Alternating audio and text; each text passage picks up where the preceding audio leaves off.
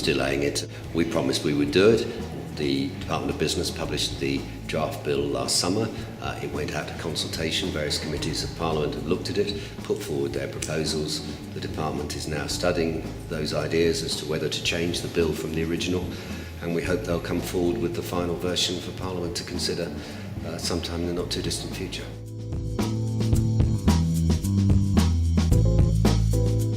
They're obviously looking at budgets, because clearly that's important, but more importantly they're looking at how the current policies of disease control and eradication work. They're meeting with animal health and they're making a number of visits. They're on a learning exercise at the moment.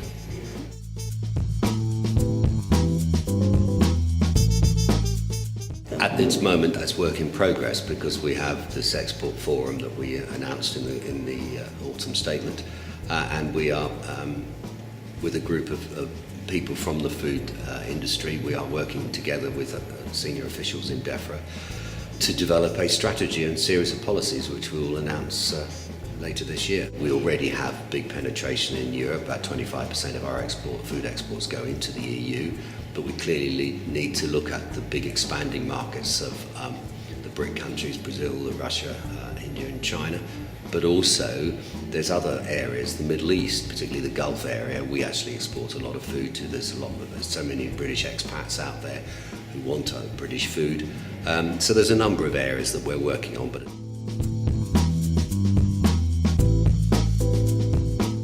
it's a personal view that the industry is in a phase of moving out of the shelter of government, was the phrase that I used. Because they're more and more dependent on the market, there are more and more opportunities to innovate, etc. And they're less dependent on government just making every decision for farming. And that is why I think they're going to increasingly need a professional body to advise them on business issues, business advice, technical advisory work, which is where the AHDB comes in. It already provides a lot of that for the sectors it's involved in. It may be, some people have quoted this as in terms of becoming a sort of chartered institute of agriculture. I'm not talking about precise terminology at this stage.